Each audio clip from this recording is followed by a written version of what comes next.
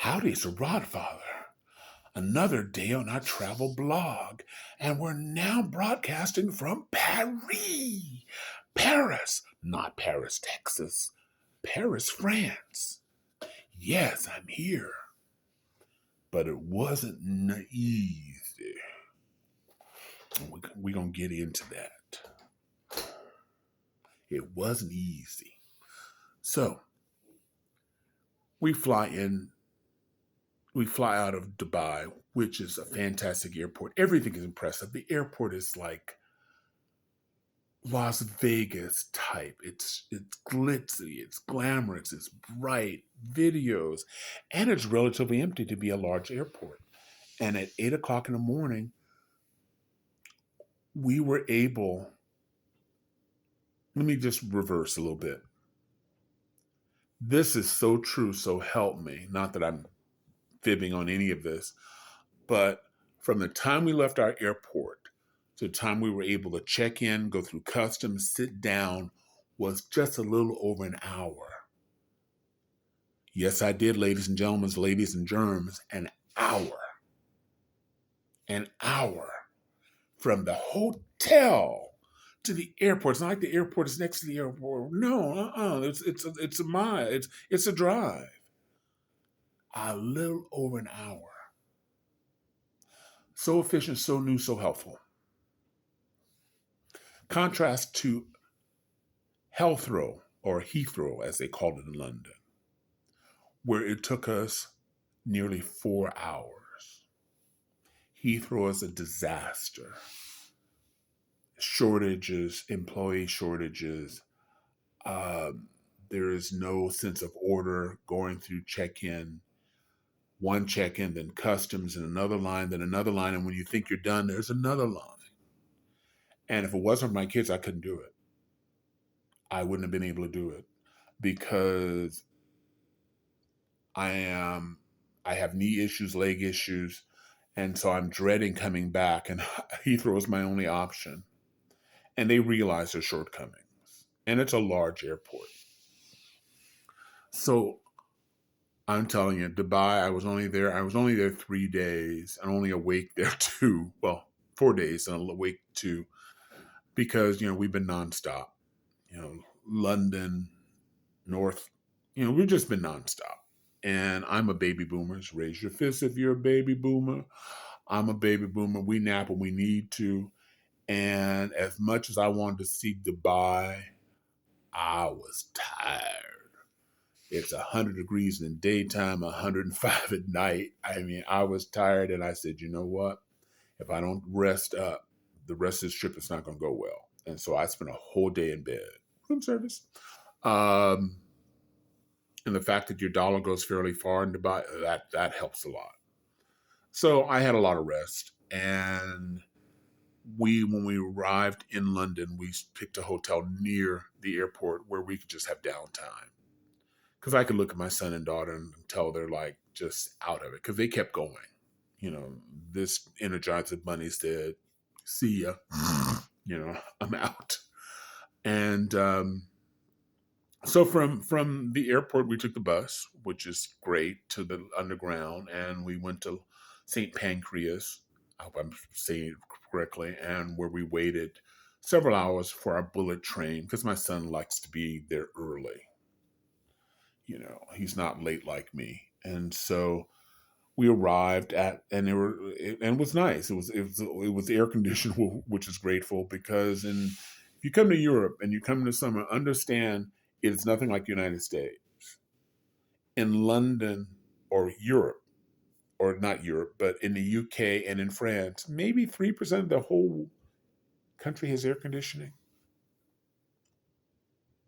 No air conditioning on the subways, none on the public transit, not on those double-decker buses. No, sir. And where in Dubai, where it's 105 at night, there's air conditioning all over. So just be prepared. Carry an umbrella, wear light clothes. Don't think if you're New Yorkers, black ain't sexy, baby, because you find yourself laying on the ground flat. Just be a big old black dot. So wear white, wear something light. Wear something thin, Leave that Walmart polyester. That Walmart polyester will kill you if you come to Dubai. I'm trying to tell you. Listen, you're going to bring the Reverend Rodfather out. So I'm telling you, cotton. Look for that union label. That's what you want to do. One of the things that strikes me about Europe is, particularly the UK, is how many people of color there is. I mean, at the airport, I noticed that at Heathrow and even at the train station. For my new viewers from the UK and Europe, I'm a minority in America. Um, unless it's a large city where there's a large population, even large cities, at the airport, we don't make a majority. Where here, it seems the majority of the people are people of color. And for my American root, the reason is that in the UK, just as we have Guam and Puerto Rico, India was an extension, Jamaica, I believe, Nigeria. So you have a lot of people of color here. And that's a threat right now. That's an issue in America.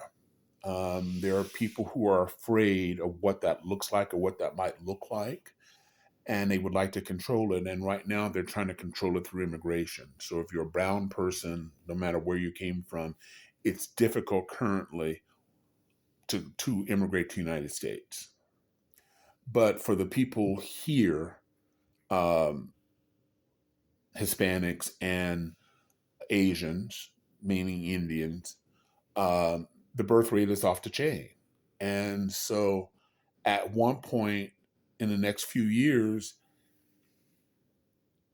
Black Americans or African Americans will be the third most populous, because our birth rate is going down and their birth rate is going up. So there'll be more. There are already more Hispanics. There will soon be more Indians or Asians in the United States than there are Black people. And you have some whites who are afraid of what that change may look like, and they're trying to prevent it. If California is a a California has been majority of people of color for a long time. But let me move on from that. So we get on a bullet train. The bullet train is fantastic. There's ample leg room, lots of screaming babies, but it's very quiet. At one point, we get to 307 kilometers, which I think is 240 miles an hour. That's quiet. We pull into London. I'm sorry. We pull into Paris. It's like 9:30. We have to find out how we're going to get to the hotel, whether we're taking public transit or cab. I'm tired. The rest of us are tired. It's been a long day. We choose a cab. There's a long queue for the cab. And so all of a sudden, no, we're put in a short queue. Like we're taken ahead of these people. And my little ego goes into, yes, it's because, they're looking at our gold tags, that says, look at these things. Because it is impressive that we stayed at this hotel. And of course, we look aristocratic. And so we, of course, go ahead of the queue. My ego is in overdrive. And sure enough, we do. Brother picks us up in a Prius V, which is an old Prius with, like a station wagon, lots of room, front and back. And he picks us up and he starts to pull off and he goes, $75 to your hotel. Now, in Dubai, that'd have been a party. Absolutely. Let everyone have cake. But this is not Dubai. This is Paris. $75 is $75 in the United States. So I go into my denial mode because I'm part Egyptian. I live by denial. And so I heard what I heard, but I still didn't hear it. Maybe didn't want to hear it. So I just took my wallet out and gave it to my kids. Because maybe they heard something differently. $75? So we get to the hotel. We get out. He smiles. He thanks us. Where are you from? Are you from America? This is your first trip to Paris. We all said no. We get out. I said, how much was it? He said, $75. I am pissed, incensed. I have no one but myself to blame, but I am pissed. Pissed. So if I don't do another video tomorrow, it's because I killed some random cabbie. Pissed. And so we arrive at the hotel. I'm taking out on my kids. I'm snapping at the kids. I'm snapping at the check-in staff. I'm just snapping. Then, I just have to like get over it. Like, listen, you knew what you heard. You had the option you had the option of getting out of the cab. So you just take responsibility. That's all. I'm okay.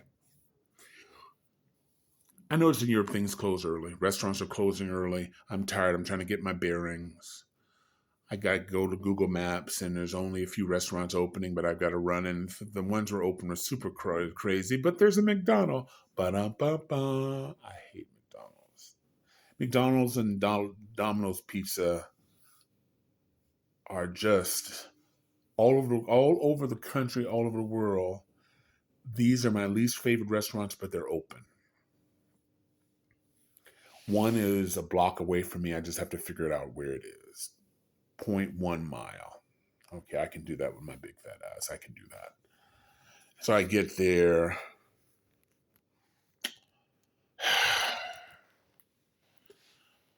Nothing I want.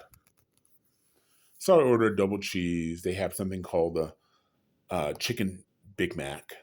And I ordered the potato wedges. Not French fries, potato wedges, which were excellent. That was the best thing on the menu. But let me show you what a large drink looks like in Paris. This is an extra large drink. Yes, I am not lying to you. Look at my hand, look at my face. This ba-dum-bum-bum-bum is a large drink.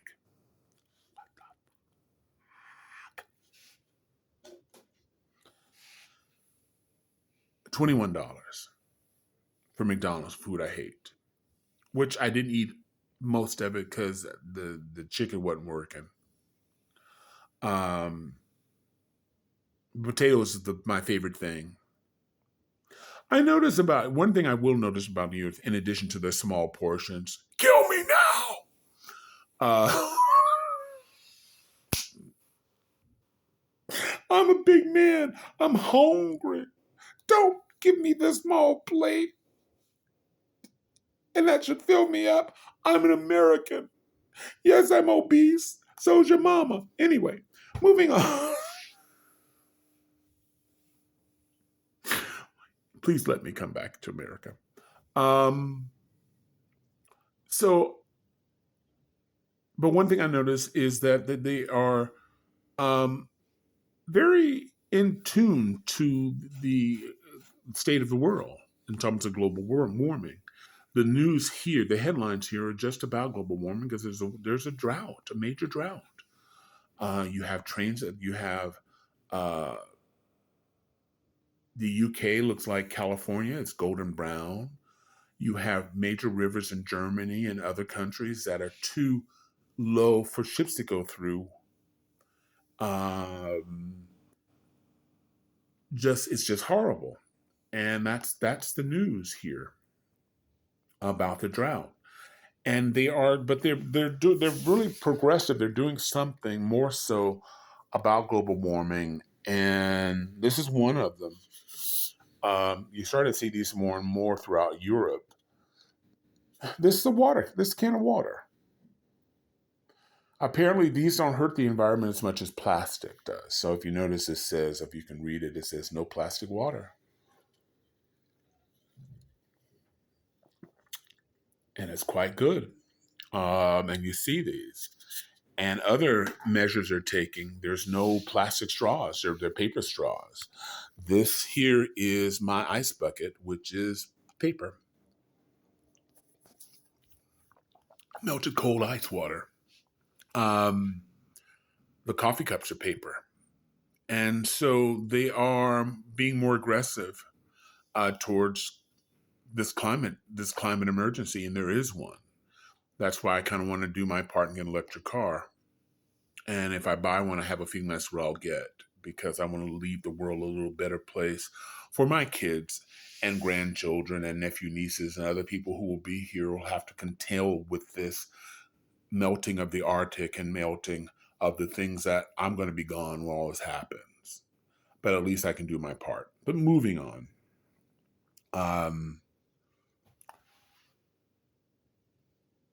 The news in America, Donald Trump. I don't want anything bad to happen. I don't believe, doing things to or wanting something bad to happen to him. But he took papers. He took classified stuff. God knows what he's going to do for probably pay his lawyers because the boy don't have the money.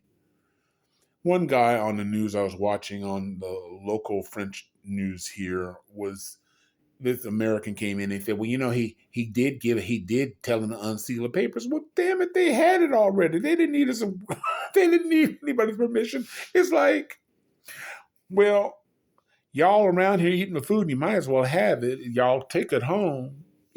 Come on. I'm just tired. Aren't we tired of him? When he was elected, my friends from Europe would go, Hillary, you chose Donald Trump over Hillary. I didn't choose him. Everything Hillary said happened and more. He's got to pay one way. I mean, Richard Nixon was close to going to jail. I don't know what the outcome is. But, if you have thoughts about this, I'd like to hear from everybody. Doesn't matter what side of the pond you're on. I'm going to rest up. I've been taking my naps. Unlike my kids, my son is just hanging on by a thread. He doesn't want to miss a thing, but he's going to be sick, and I ain't going to be sick when I get home. I'm going to take my little rest. Power to the baby boomers. I'm going to take my rest. I'm in it. The hotel has a jazz club in it. Walking at night is fantastic. I think I'm going to take a boat ride, whether my kids come with me or not. I hope they do. Love them. They know I do. So if you read this video, I do love you. I love you, love you, love you. I really do. But there's a long-ass video. Sorry, folks. See you tomorrow if I'm not in jail. All right. Thanks for watching. Bye.